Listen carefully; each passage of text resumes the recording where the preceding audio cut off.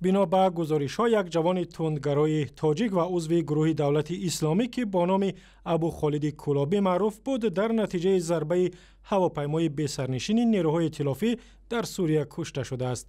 برادرش خیرالله نظرов روز 9 ایول به رادیو آزادی گفت عکس جسد نصرت نظرов برادرش را به او نشان دادند.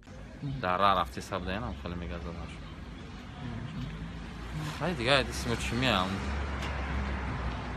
گروه‌های مربوط به تندروان دولت اسلامی نیز در شبکه‌های اجتماعی با نشر ویدیوی از مرگ ابو خالد کلابی گزارش دادند.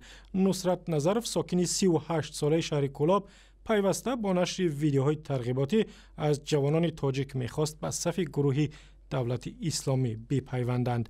تایید خبری مرگ او از منابع مستقل امکان ناپذیر است و صحبت امروزه در برنامه در این باره است با همکارم میرزا نبی خالقزاد در دوشنبه.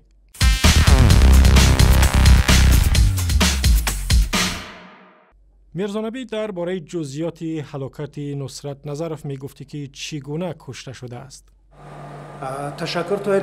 واقعا امروز نزدیکان نصرت نظرов که با نام ابو خالد کلابی مشهور است به رادیو آزادی تصدیق نمودند که در یک عکسی که با آنها یک هفته قبل رسیده بود جسد ابو خالد را شناسایی کردند و تصدیق نمودند که در حقیقت نصرت نظرов که با نام ابو خالد کلابی مشهور است و در سوریه طی 2 سال آخر می جنگید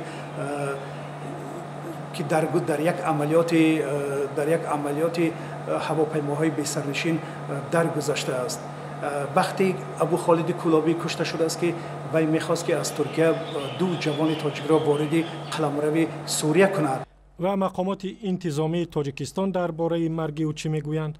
مرگ ابو خالد کلابی را همچنین مقامات تاجیکستان نیز تصدیق کردند و گفتند که ابو خالد کلابی طبق معلومات‌هایی که با آنها رسیده است در یک عملیات جنگی هنگام بمب اندازی هواپیماهای بی‌سرنشین کشته شده است.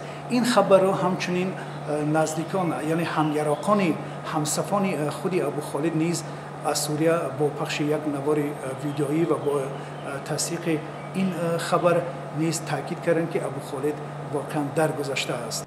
تشکر. همکارم در دوشنبه میرزا نبی خالقزاد صحبت میکرد.